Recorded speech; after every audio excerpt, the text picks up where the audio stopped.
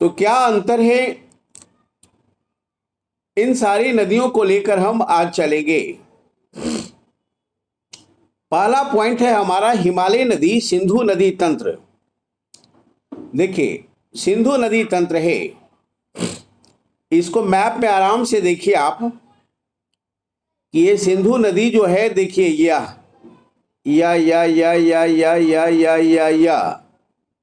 तो ये सिंधु नदी है। कौन सी नदी है? सिंधु नदी। और सिंधु नदी के कई एक सहायक नदी, जैसे देखिए सिंधु नदी के कई एक सहायक नदी, जैसे देखिए नुब्रा हो गया, श्योक हो गया, गिलगिट हो गया, जास्कर हो गया, हुंजा हो गया। ये सारे सहायक नदी है सिंधु नदी का, जो हमारा जम्मू एंड कश्मीर में है, लद्दाख में है। इसके अलावा इसका पंचनद कहलाता है। जैसे ये सिंधु नदी जो है, इसका सहायक नदी में पंचनद भी कहलाता है। जैसे ये देखिए झेलम, चेनाब, रावी, ब्यास और सतलज। और ये पांचों नदी जो है पाकिस्तान में मिठान कोट के पास, कहां पर? मिठान कोट के पास सिंधु नदी में मिल जाती है। ये पंचनद जो है कहां पर? मिठान कोट के पास सिंधु नदी में कहां पर मिलती है? तो मिठान कोट के पास मिलती है। बीपीसी जो एग्जाम लिया, अभी क्वेश्चन क्या किया था? अरे क्वेश्चन यही किया था ना कि सिंधु जल समझौता के तहत 3 पूर्वी नदी कौन है? तो 3 पूर्वी नदी कौन हो गया, 3 पश्चिमी नदी कौन हो गया? तो देखिएगा, सिंधु, झेलम और चेनाब, ये तीनों को पश्चिमी नदी कहा जाता है, जबकि रावी, ब्यास और सतलज, ये 3 नदी जो है वो पूर्वी नदी कहलाता है। तो यही क्वेश्चन किया था कि कौन पूर्वी नदी नहीं है। ये 3 के साथ इसमें से एक नदी था और आंसर इसमें से हो जाता। तो डायरेक्ट सवाल पूछ दिया गया था। डॉली कुमारी, क्वेश्चन था जी? सर उसका झेलम था। झेलम नदी था सर। चलिए, बहुत बढ़िया। तो देखिए कहां से क्वेश्चन उठ। पश्चिमी में क्या अंतर है? सब तो फ्लो कर रहा है पश्चिम की ओर ही। हाँ देखो, बिल्कुल अंतर है। पूर्वी मतलब पूर्वी भाग है ना, हाँ देख लो। पूर्व और पश्चिम बांट दिया दो। हाँ मतलब ये है कि ये नदी पूर्वी नदी है और ये नदी पश्चिमी नदी है। नदी का मतलब ये सतलुज सिंधु सब है, ये सब के मतलब पूर्ववर्ती। हाँ, ऑलरेडी ने पूर्ववर्ती नहीं, पूर्ववर्ती अलग हो गया। तो याद रखना है ये, जैसे देखिए 1, 2, 3, 4, 5, 6, तो ये 3 नदी को ईस्ट नदी कह दिया गया, क्योंकि पूरब में इसका भाग अधिक है, और ये नदी को वेस्ट में कह दिया गया। सिंधु जल समझौता के तहत इसी को पश्चिमी और इसी को पूर्वी नदी कहा गया है। ये इसका पानी 80% भारत यूज करेगा और ये तीनों का पानी 80% पाकिस्तान यूज करेगा, याद रखिएगा। यही सिंधु जल समझौता हुआ था, यह ध्यान में रखेंगे। तो पूर्वी नदियों का, 3 पूर्वी नदियों का 80% पानी भारत यूज करता है, याद रखिएगा। और 3 पश्चिमी नदियों का जो सिंधु जल समझौता के तहत इसका 80% पानी कौन यूज करेगा? पश्चिमी का बोल रहे कि पूर्वी का? पश्चिमी का 80% पाकिस्तान यूज करेगा और पूर्वी नदियों का 80% पानी भारत यूज करेगा। यही सिंधु जल समझौता है ना। Yes sir. चलो ठीक है, आगे बढ़ो, आगे बढ़ो, चलो ऊपर करो, ऊपर करो।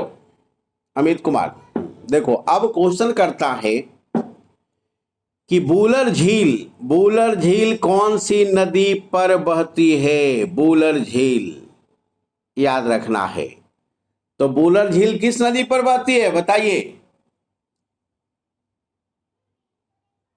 झेलम सर। हाँ रावी सर। नहीं, झेलम, रावी गलत है, याद रखिएगा। बूलर झील और श्रीनगर, बूलर झील और श्रीनगर ये दोनों जो है झेलम नदी पे है। डल याद, झील है ना सर? हाँ क्या करें? डल झील है सर। ओ अरे सॉरी, हाँ बिल्कुल बिल्कुल सही बात है। डल झील और डल झील है। हाँ बिल्कुल बिल्कुल सही है। डल झील और श्रीनगर। श्रीनगर जो है ऑलरेडी, याद रखना है, ये दोनों झेलम जो है नदी। हमारा झेलम नदी है, याद रखेंगे। डल झील और श्रीनगर जो है ये दोनों हमारा झेलम नदी है, ये ध्यान में रखिएगा। श्रीनगर बराबर क्वेश्चन करता है, श्रीनगर, ठीक है। तो श्रीनगर से संबंधित क्वेश्चन बराबर करता है और इसको ध्यान में रखना है। बराबर क्वेश्चन पूछा जाता है और यहां पर हम गड़बड़ नहीं करेंगे, गड़बड़ करेंगे तो गड़बड़ हो जाएगा। डल झील और डल झील और डल झील और श्रीनगर, याद रखिएगा, ध्यान में रखेंगे। इसके अलावे ठीक है, चलो इसके अलावे ठीक है अमित कुमार, लेकिन याद रखना है कि बूलर झील भी याद रखिएगा, बूलर झील भी ऑलरेडी हमारा झेलम नदी के ही किनारे स्थित है, यह ध्यान में रखना है। इसलिए रावी क्या हो गया? गलत हो गया। इसका भी आंसर क्या होगा? झेलम, याद रखेंगे। चलो अमित कुमार, अगला पॉइंट, सिंधु नदी कहां से निकलती है? तो सिंधु नदी कहां से निकलेगी? तो बोखारचू ग्लेशियर से निकलेगी। बोखारचू ग्लेशियर कहां? कैलाश पर्वत श्रेणी, याद रखिएगा। बोखारचू ग्लेशियर से सिंधु नदी निकलती है। तो बताइए आपकी ब्रह्मपुत्रा नदी किस ग्लेशियर से निकलेगा?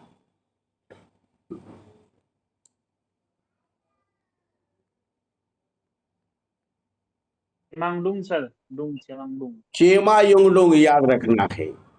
चेमा युंगडुंग ग्लेशियर से ब्रह्मपुत्रा नदी निकलती है, ध्यान में रखेंगे। सिंधु नदी की कुल लंबाई कितना? 2900 सर। 2900 किलोमीटर। चलो सिंधु नदी की भारत में कुल लंबाई कितना?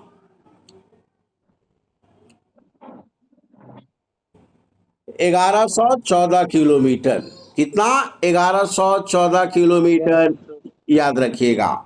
झेलम, चेनाब, रावी, ब्यास, सतलज किसकी सहायक नदी है? तो सिंधु नदी का। बताइए आप कि सिंधु नदी का ये बाएं तरफ से सहायक नदी है कि दाएं तरफ से? बाएं सर। हाँ देखो, ये सिंधु नदी बह रही है तो बहने की दिशा ये है, तो जो इधर से नदी मिलेगी वो बाएं हो जाएगा, याद रखिएगा। तो बाएं तरफ से पंचनद मिलती है, इसे ध्यान में रखेंगे। बाएं तरफ से मिलती है, इसे ध्यान में रखिएगा। चलो, सिंधु नदी को तिब्बत में क्या कहा जाता है?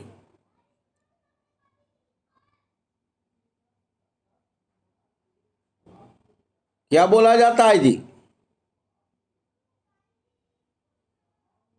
तो लिखा हुआ है तो सिंगी खंबन। हाँ, शेर मुख बोला जाता है, इसी को सिंघी खम्बम बोला जाता है, याद रखिएगा। इसी को लॉइंस, मतलब है सर। और इसी को लॉइंस, हाँ इसी को लॉइंस माउथ बोला जाता है। जैसे ब्रह्मपुत्रा नदी को तिब्बत में क्या बोला जाएगा? सांगपो। सांगपो। उसी तरह से सिंधु नदी को सिंघी खम्बन या शेर मुख बोला जाता है। सिंधु नदी को शेर मुख बोला जाता है, याद रखिएगा। चलो, सिंधु नदी द्वारा निर्मित सबसे गहरा महाखंड का क्या नाम है? तो गहरा महाखंड कहां पर है? तो ऑलरेडी वो गिलगिट है। यहां पर रिफ्ट का निर्माण करती है गिलगिट में, याद रखिएगा 5200 मीटर ऊंचाई पर ऑलरेडी खड्ड का निर्माण करती है। गिलगिट सिंधु नदी की सहायक नदी है, ये भी ध्यान में रखना है। चलो, जो दाएं तरफ से मिलती है, झेलम नदी का उद्गम कहां से हुआ है जी? बैरीनाग। ये झेलम नदी का उद्गम बैरीनाग झील से हुआ, याद रखेंगे। और ऑलरेडी बुलर झील और श्रीनगर झेलम नदी पर ही स्थित है। झेलम नदी की कुल लंबाई की बात करेंगे तो 725 किलोमीटर है, याद रखिएगा। कितना किलोमीटर? तो 725 किलोमीटर झेलम नदी की लंबाई। कश्मीर की सबसे महत्वपूर्ण नदी कौन? तो झेलम नदी। क्यों? क्योंकि जो श्रीनगर है वो इसी नदी के किनारे स्थित है, याद रखिएगा। चेनाब नदी को हिमाचल प्रदेश में किस नाम से जाना जाता है? किन किन दो नदियों के मिलने से चेनाब नदी बनती है? ये चंद्रा हो गया और ये भागा हो गया, दोनों मिलेगी तो चेनाब हो जाएगा। ये चंद्रा है, ये भागा है, दोनों मिलेगी तो चेनाब हो जाएगा, याद रखिएगा। ठीक है, तो ऑलरेडी चंद्रा और भागा नदी मिलकर चेनाब नदी का निर्माण हिमाचल प्रदेश में करती है। और चेनाब नदी जो है 12 लाछा दर्रे से निकलती है। चेनाब नदी 12 लाछा दर्रे से निकलती है। चेनाब नदी 12 लाछा दर्रे से निकलती है, याद रखिएगा। ठीक है ना, 12 लाछा दर्रे से निकलती है चेनाब नदी। और इसकी कुल लंबाई 1180 किलोमीटर है। कितना? 1180। पूछेगा सिंधु की सबसे बड़ी सहायक नदी कौन? तो चेनाब नदी, याद रखेंगे। सिंधु की सबसे बड़ी सहायक नदी कौन? तो चेनाब नदी हो गया, ध्यान में रखिएगा। चलिए, रावी नदी कहां से निकलती है? रावी नदी जो है, रावी तो हिमाचल से निकलते हैं। हाँ, रावी नदी जो है हिमाचल प्रदेश के कांगड़ा जिले के रोहतांग दर्रा से निकलती है, याद रखिएगा। रोहतांग, कांगड़ा जिले के रोहतांग दर्रा से निकलती है, यह ध्यान में रखेंगे। ठीक है, चलो, रावी को किन अन्य नाम से जाना जाता है? रावी को वेद में क्या बोला गया है? परुष्णी। रावी का वैदिक नाम क्या? परुष्णी, याद रखेंगे। रावी की लंबाई कितना? 720 किलोमीटर, यह ध्यान में रखिएगा। मुल्तान के पास रावी नदी चिनाब में मिल जाती है, ध्यान में रखिएगा। मुल्तान के पास रावी नदी चिनाब में मिल जाएगी, इसे ध्यान में रखेंगे। पूछेगा ब्यास नदी कहां से निकलती है? तो रोहतांग दर्रा के निकट ब्यास कुंड से निकलती है। हिमाचल प्रदेश के रोहतांग दर्रा के निकट ब्यास कुंड से निकलती है, याद रखिएगा। और सिंधु नदी की सहायक में सबसे छोटी नदी है, जिसकी लंबाई 465 किलोमीटर है, याद रखिएगा। ब्यास नदी है ना, और ये पंजाब में सतलज में मिल जाती है, याद रखेंगे।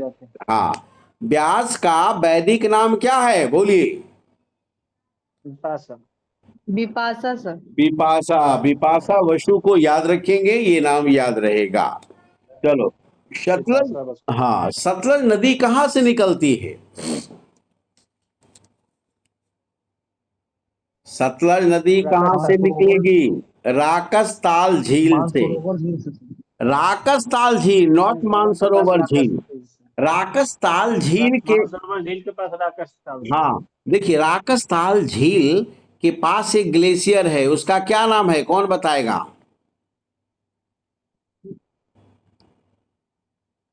Long Chen Khambab glacier. Long Chen Khambab glacier से सतलज नदी निकलती है, याद रखिएगा।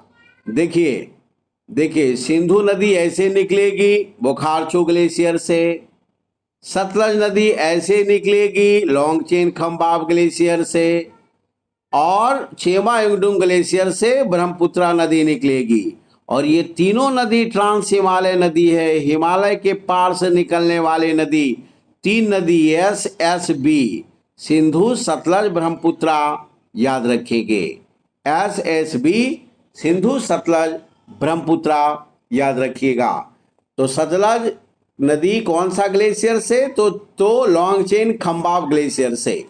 चलो अगला पॉइंट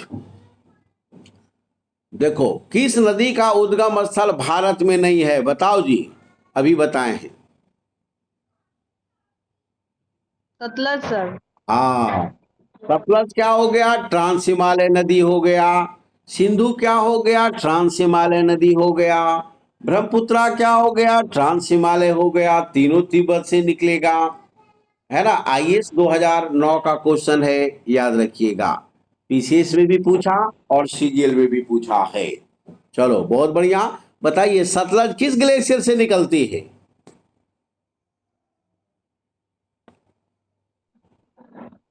सर बहुत कंफ्यूजन है, तीनों में हो जाता है। Long Chen Khambab, Long Chen Khambab glacier, LCK glacier, याद रखिएगा। झील क्या? तो राकसताल झील, याद रखेंगे। चलो हल्का सा नोट करते चलना। चलो सतलज नदी की भारत में कुल लंबाई कितना? 1050 किलोमीटर। कितना? 1050 किलोमीटर। 1050 किलोमीटर। जबकि चेनाब नदी की लंबाई कितना?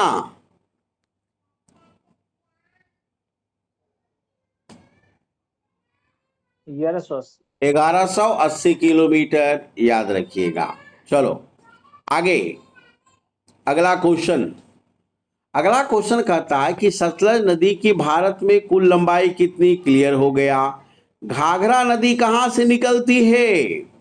तो घाघरा नदी जो है वो ऑलरेडी नेपाल के नामफा से निकलती है। नेपाल के नामफा से निकलती है घाघरा नदी, याद रखिएगा। निकलकर ये भी 1080 किलोमीटर बहती है।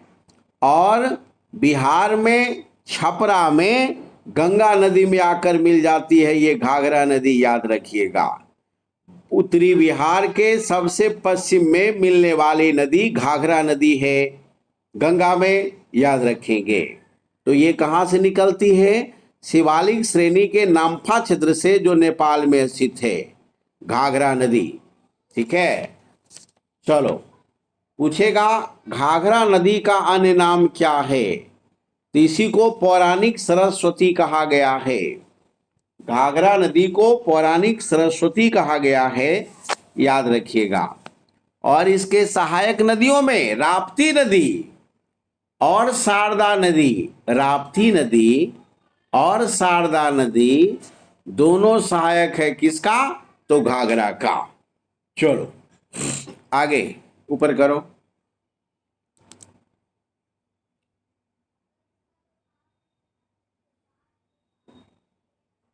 चलिए सिंधु नदी तंत्र एक बार एक नजर डाल लीजिए, जो हम लोग अभी पढ़े हैं। सिंधु नदी कहां से? मानसरोवर झील से। कौन सा ग्लेशियर? बोखारचू ग्लेशियर। लंबाई कितना? 2900 किलोमीटर। भारत में कितना? 1114 किलोमीटर। कहाँ गिरती है? तो अरब सागर में।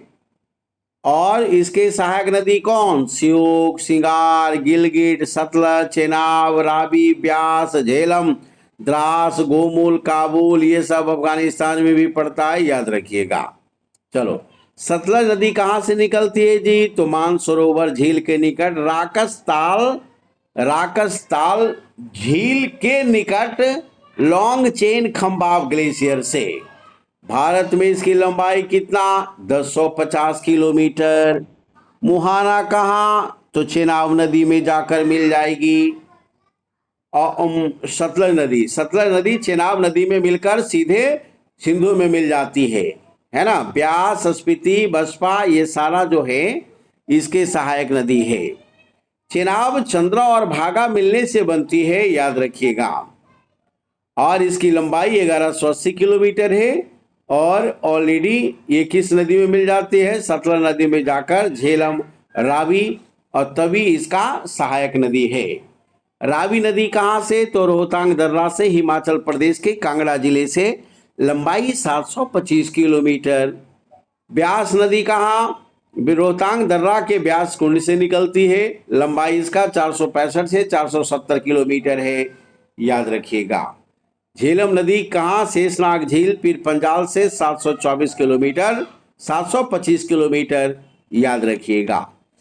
चलो तीसरा, सिंधु नदी हमारा खत्म हो गया। आगे चलते हैं गंगा नदी तंत्र। पहले फिगर को समझना है। ऊपर कीजिए फिगर को बढ़िया से, और ऊपर कीजिए।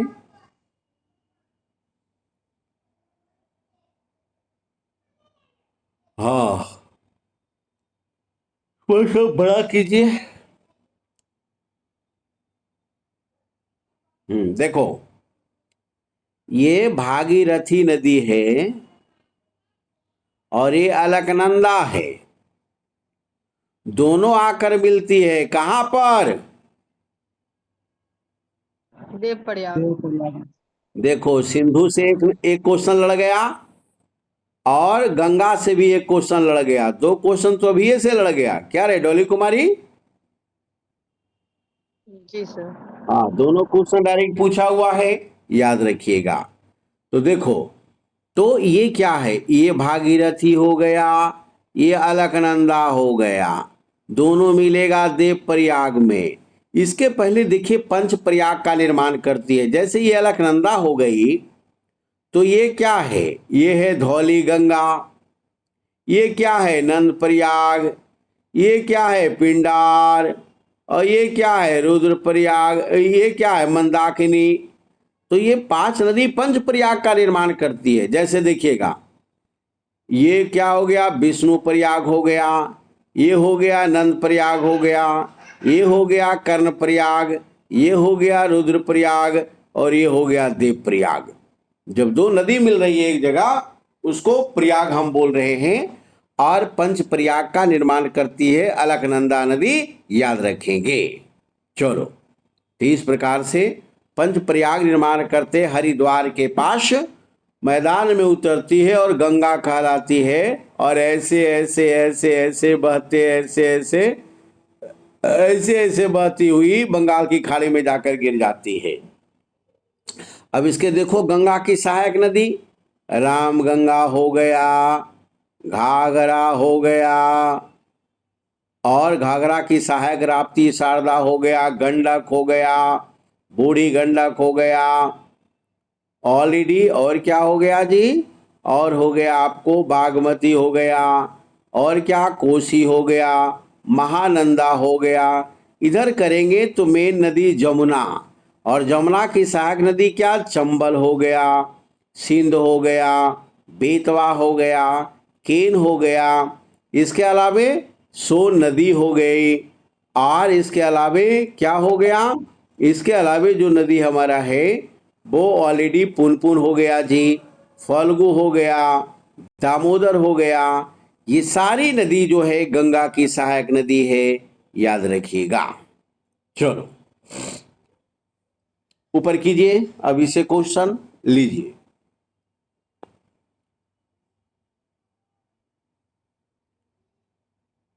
हाँ देखिए, अब कहता है गंगा नदी उदाहरण है किसका? पूर्ववर्ती अपवाह का।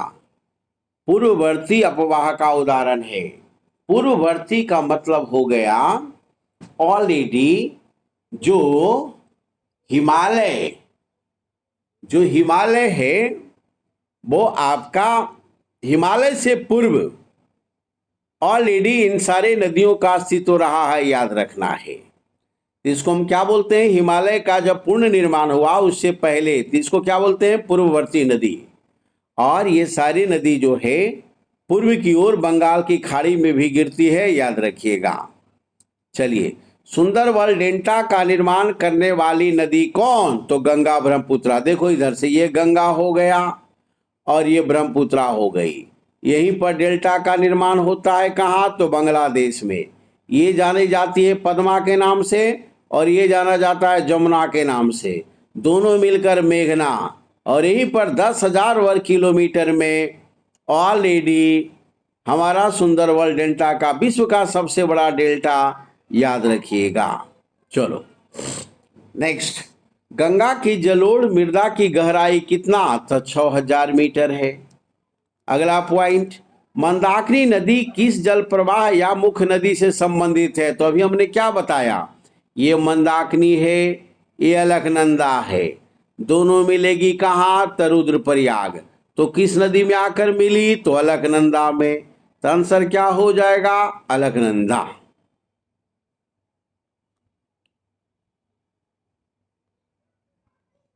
चलो नेक्स्ट क्वेश्चन है कि पूर्व धौली गंगा किसकी सहायक नदी है, तो धौली गंगा ऑलरेडी काली नदी से संबंधित है, याद रखेंगे, उत्तराखंड, ध्यान में रखिएगा। जबकि सहायक किसका, अलकनंदा का ही है, याद रखेंगे। भागीरथी और अलकनंदा कहाँ मिलती है, तो ये मिलती है देवप्रयाग में। यही क्वेश्चन बीपीएससी का था। चलो अगला पॉइंट, किस नदी के तट पर बद्रीनाथ का प्रसिद्ध मंदिर स्थित है, तो बद्रीनाथ, जैसे ये अलकनंदा हो गया, ये बद्रीनाथ है, कहां से निकल रही है, कौन सा ग्लेशियर से निकलती है अलकनंदा नदी जी, बताइए। सर ब्रह्मगिरी पहाड़ी से। ना, अलकनंदा नदी कौन सी ग्लेशियर से निकल रही है, गंगोत्री से सर। गंगोत्री से तो भागीरथी निकलती है जी। अच्छा, अलकनंदा।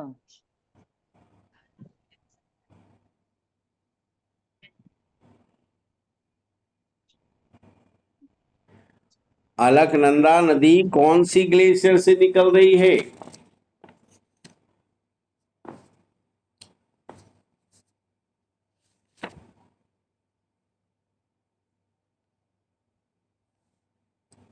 बड़ा फेमस ग्लेशियर है, जल्दी बताइए। गंगोत्री हो गया, यमुनोत्री हो गया, बंदरपूछ हो गया, और बंदरपुर सर। बंदरपूछ से तो हो जाएगा आपका यमुना। बंदरपूछ ग्लेशियर से हो जाएगा यमुना नदी, याद रखिएगा, यमुना। सर यमुना तो यमुनोत्री से निकलती है ना। हाँ, यमुना निकलती है यमुनोत्री से, यमुनोत्री जगह है, लेकिन ग्लेशियर क्या, बंदरपूछ। ग्लेशियर क्या, बंदरपूछ। देखिए ये अलकनंदा नदी कौन सा ग्लेशियर, तो संतोपथ ग्लेशियर, याद रखेंगे। संतोपथ ग्लेशियर से अलकनंदा नदी निकलती है, गंगोत्री से गंगा निकलती है, याद नहीं आ रहा था, है ना। चलो तो याद रखना है, बिल्कुल सही।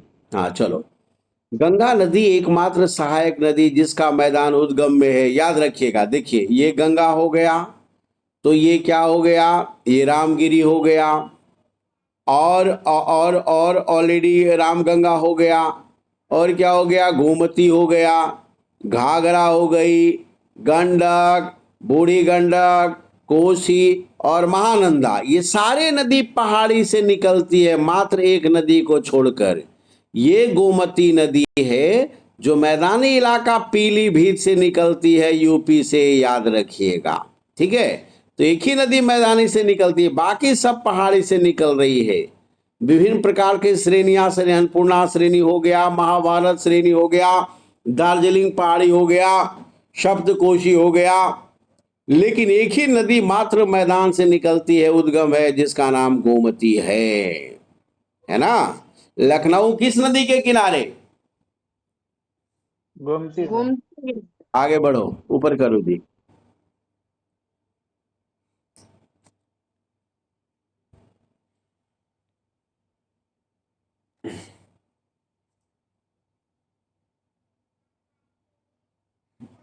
ये सारा सेलेक्टेड क्वेश्चन है जहां से बार बार पूछ लिया जाता है। देखो, गोमती नदी का उद्गम पीलीभीत क्षेत्र से है और गंगा की एकमात्र सहायक नदी जिसका उद्गम मैदान में है, याद रखिएगा। चलो अगला पॉइंट, बेतवा नदी निकलती है कहां से? तो बिंद पहाड़ी से निकलती है। बेतवा नदी कहां से निकलेगी? तो बिंद पहाड़ी से निकलेगी, याद रखिएगा। और बेतवा किसकी सहायक नदी है? तो यमुना की सहायक नदी है। जैसे ये यमुना हो गया, इधर से निकलकर इसमें मिल जाएगी। तो बेतवा किसकी सहायक नदी? तो यमुना की सहायक नदी है, याद रखना है। चलो, कहाँ मिलती है? तो यमुना, बिल्कुल सही बात है। कौन सी श्रेणी जमुना और यशोन के मध्य जल विभाजक का काम करती है? तो कैमूर पहाड़ी। कैमूर पहाड़ी जल विभाजक का काम करती है। यमुना नदी सोन नदी के बीच में कैमूर जो पहाड़ी है वो जल विभाजक का मतलब, मान ली कैमूर पहाड़ी है तो इधर अधिक वर्षा होगी, इधर कम होगा। चलिए, इसी को जल विभाजक बोला जाता है। चलो, तो कैमूर हो गया। कैमूर किस पहाड़ी का हिस्सा है बताइए? सर विंध्यन पहाड़ी की। विंध्य पहाड़ी। देखो ये देखो, ये ऐसे, ये गुजरात से लेकर बिहार तक जो फैला है, तो ये कैमूर की पहाड़ी हो गया और ये गुजरात वाला हो गया। इसी को विंध्य पहाड़ी बोला जाता है। आगे चलेंगे प्रायद्वीपीय नदियां की ओर, कि पश्चिम की ओर बहने वाली नदी कौन? अर्थात ये देखो, ये सारे पश्चिम की ओर बह रही है, जो अरब सागर में गिरती है। जैसे नर्मदा भारत के किस राज्य में बहती है? तो मध्य प्रदेश और गुजरात में बहती है। लंबाई कितना? तो 1312 किलोमीटर। कहाँ से निकलती है? तो अमरकंटक से निकलती है, जिसमें 1100 किलोमीटर मध्य प्रदेश में और 200 किलोमीटर गुजरात में बहती है। खंबात की खाड़ी के निकट ऑलरेडी ये अरब सागर में मिल जाती है, ध्यान में रखना है। कहां से निकलती? अमरकंटक से। चलो, पूछेगा अमरकंटक का संबंध किस श्रेणी से है? अमरकंटक का संबंध किस श्रेणी से है बताइए? सतपुड़ा श्रेणी सर। ना, मैकाल श्रेणी से। कौन सा श्रेणी से? मैकाल। देखो, ये बिंद और ये सतपुड़ा दोनों मिलेगा तो मैकाल श्रेणी होगा, है ना। चलिए, अगला पॉइंट, नेक्स्ट, अमरकंटक कौन सी नदी निकलती है? अमरकंटक से नर्मदा निकलती है। अगला पॉइंट, पश्चिमी घाट की नदियां डेल्टा का निर्माण करती है। बिल्कुल सही बात, डेल्टा का निर्माण नहीं करती है तो गलत हो गया। देखो, ये पश्चिमी घाट क्या है? ये है, तो ये है गोदावरी, ये है कृष्णा, ये कावेरी, तो तीनों तो डेल्टा का निर्माण करवे करेगी। तो पहला हमारा क्या हो गया? गलत हो गया, ये स्टेटमेंट गलत है। दूसरा, वे छोटे मार्ग से तीव्र गति से कड़ी और कठोर चट्टानों के ऊपर प्रभावित होती है। ये बिल्कुल सही है, तो सिर्फ दूसरा सही है, पहला गलत है। चलिए आगे बढ़िए।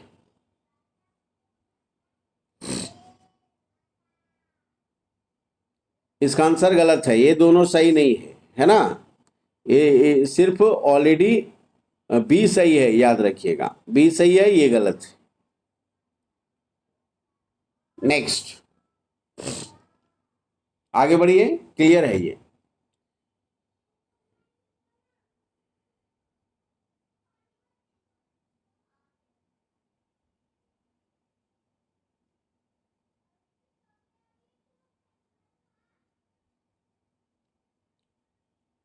चलो, अगला पॉइंट कहेगा कि बताओ नर्मदा नदी किसका उदाहरण है? तो भ्रंश घाटी का। बिल्कुल, रिफ्ट वैली का निर्माण करती है। ये ऐसे चलेगी तो खड्ड का निर्माण करेगी, इसको रिफ्ट वैली बोला जाता है, भ्रंश घाटी बोला जाता है, बिल्कुल सही है। चलिए, नर्मदा नदी किन पर्वत श्रेणी के बीच से बहती है? तो देखो इधर, ये हो गया विंध्याचल, ये हो गया सतपुड़ा, और बीचे से गुजरेगी, तो नर्मदा हो गया। तो विंध्याचल सतपुड़ा बिल्कुल सही है। कौन सी नदी रिफ्ट वैली का निर्माण करती है? तो नर्मदा हो गया, बिल्कुल सही। नेक्स्ट, नर्मदा नदी की कुल लंबाई कितना? तो 1375 किलोमीटर है नर्मदा नदी की लंबाई। कुल कितना? तो 1376 नहीं, बल्कि 1312 किलोमीटर है। चलो, आगे, नर्मदा नदी जिस घाटी से गुजरती है क्या बोला जाता है? रिफ्ट वैली, बिल्कुल सही है। नर्मदा नदी कहाँ गिरेगी? खंबात की खाड़ी में, बिल्कुल सही।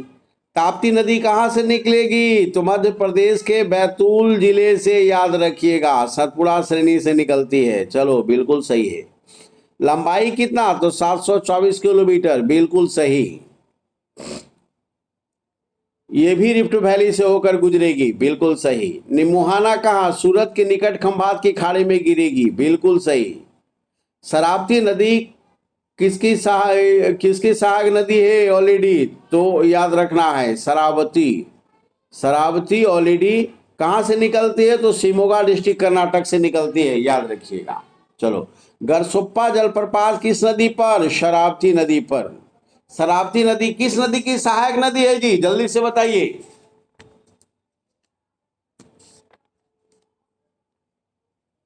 शरावती नदी किस नदी की सहायक नदी है? कावेरी सर। कावेरी के सर। कावेरी की कृष्णा? कावेरी सर। चलो, ठीक। अगला, गरसोप्पा जलप्रपात किस नदी पर? तो शरावती नदी पर, याद रखिएगा। भारत की लवण नदी, साल्ट रिवर के नाम से कौन जानी जाती है? लूनी नदी। देखिएगा, ये जो है, ये ऐसे ऐसे गिरकर सीधे और कक्ष के रन के निकट वहीं पर दलदली क्षेत्र है, वहीं पर मिल जाती है। लगभग 400 किलोमीटर इसकी लंबाई है लूनी नदी का, है ना। चलो, अजमेर से निकलती है ये लूनी नदी। ये मरुस्थल का गंगा इसे कहा जाता है। लूनी नदी किस में गिरती है? तो कक्ष के रन के निकट दलदली क्षेत्र में गिरती है। साबरमती कहाँ गिरेगी? खंभात की खाड़ी में गिरेगी। अहमदाबाद और गांधीनगर, देखिए, अहमदाबाद ये हो गया, गांधीनगर ये हो गया, दोनों साबरमती नदी पर। चलिए आगे बढ़िए।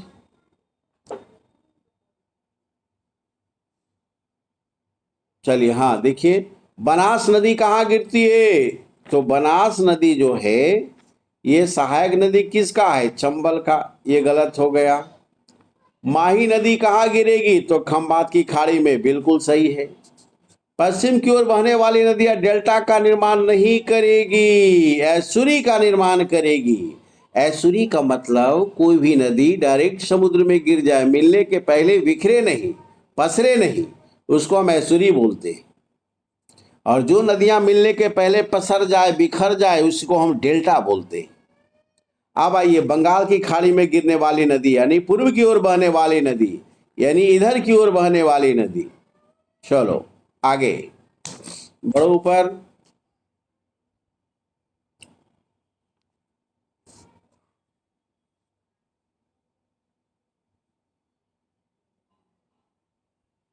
चलिए आगे बढ़िए। हम लोग चलते हैं। गोदावरी नदी कहाँ से निकलती है? तो नासिक महाराष्ट्र से निकलती है, बिल्कुल सही। गोदावरी नदी कहाँ गिरती है? तो बंगाल की खाड़ी में गिरती है, बिल्कुल सही। दक्षिण भारत या प्रायद्वीपीय भारत की सबसे बड़ी नदी कौन? तो गोदावरी, याद रखना है। और गंगा के बाद दूसरा सबसे बड़ा नदी बेसिन कौन? Dolly Kumari. Godavari basin sir. Godavari basin, ये भी क्वेश्चन आपका आ गया बीपीसी में। चलो, वृद्ध गंगा या दक्षिण गंगा किसे कहा जाता है? तो गोदावरी को। क्यों? क्योंकि यहाँ पर पानी सर्वाधिक मात्रा में होती है, बड़े पैमाने पर बेसिन का निर्माण होती है। गंगा जैसी बड़ी है दक्षिण भारत में, इसीलिए इसको ऑलरेडी वृद्ध गंगा कहा जाता है। जबकि दक्षिण की गंगा और दक्षिण भारत की गंगा कावेरी कहलाती है, याद रखिएगा। चलो, पेन गंगा किसकी सहायक नदी है? तो गोदावरी का।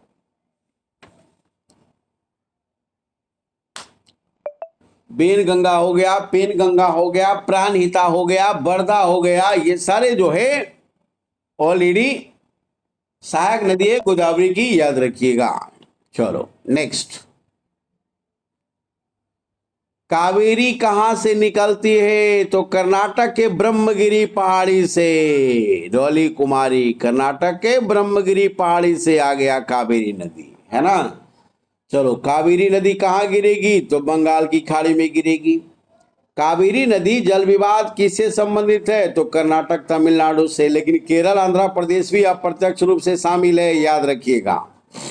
चलो अगला पॉइंट, कावेरी नदी का उद्गम कहाँ? तो ब्रह्मगिरी पहाड़ी, कर्नाटक के। कावेरी नदी किन राज्य से गुजरेगा? देखिए, कर्नाटक, केरल, तमिलनाडु, बात आ गई। अगला पॉइंट, सोन और महानदी कहां से निकलती है? तो अमरकंटक से निकलती है। तो देखो, अमरकंटक से निकलेगी सोन, और छत्तीसगढ़ के सिहावा पहाड़ी से निकलेगी महानदी, याद रखिएगा। चलो, भारत का दूसरा नदी बेसिन, देखो रे डॉली कुमारी, आ गया क्वेश्चन डायरेक्ट।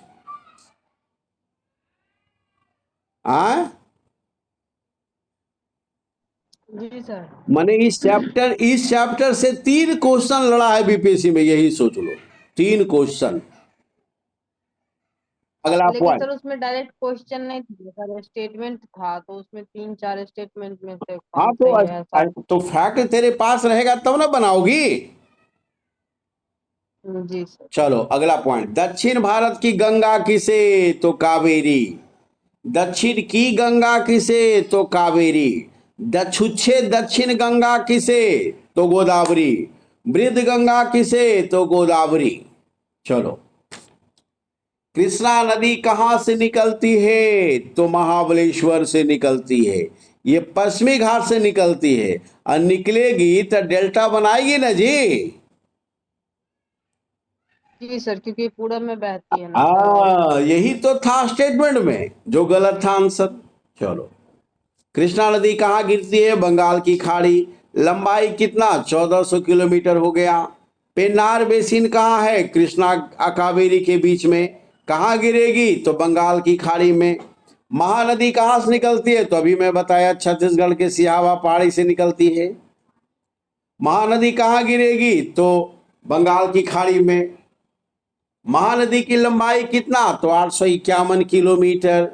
ब्रह्मानी किसकी सहायक नदी? तो महानदी की। विश्व का सबसे लंबी बांध कहां पर? तो महानदी पर। अगला पॉइंट, नदी खत्म हो गया। नदी क्या हो गया? खत्म हो गया, याद रखना है, ठीक है। अब इस पे वाटरफॉल कुछ कुछ नदियां पे है, तो इसको देख लेते हैं। ऊपर कीजिए इसको। पूछेगा गरसुप्पा जलप्रपात किस नदी पर? तो शरावती नदी पर। और ऊपर कीजिए, भारत का सबसे ऊंचा जलप्रपात कौन? गरसुप्पा जलप्रपात। अन्य नाम क्या? महात्मा गांधी जलप्रपात। एशिया का सबसे बड़ा जलप्रपात कहाँ? हुंड्रू जलप्रपात। कहाँ? तो रांची में। चलो ऊपर कीजिए, चित्रकूट जलप्रपात कहाँ? Niagara waterfall. धुआंधार जलप्रपात कहाँ? जबलपुर में, नर्मदा नदी पर। कपिल धारा कहाँ? तो नर्मदा नदी पर। गोकक जलप्रपात कहाँ? तो कांची नदी पर, झारखंड में।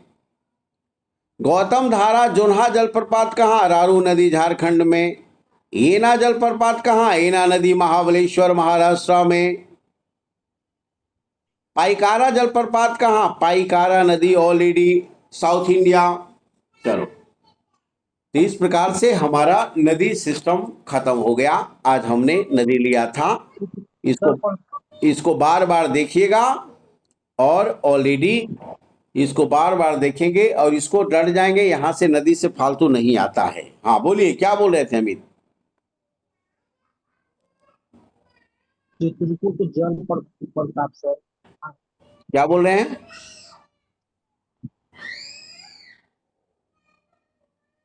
बोलिए, फिर से बोलिए।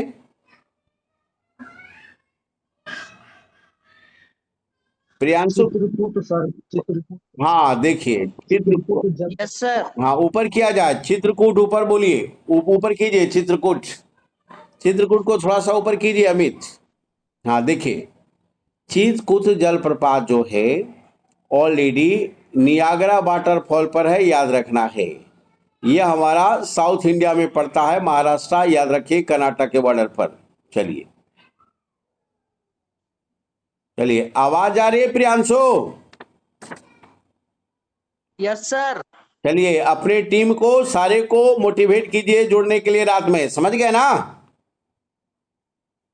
Yes sir. चलिए, दैट्स ऑल। और इसका वीडियो भी चला जाएगा, बार बार इसको देखेंगे, समझेंगे। Let it be now. जय हिंद। ठीक है सर, थैंक यू सर। समझ में आ रहा है ना? Yes sir. Very good.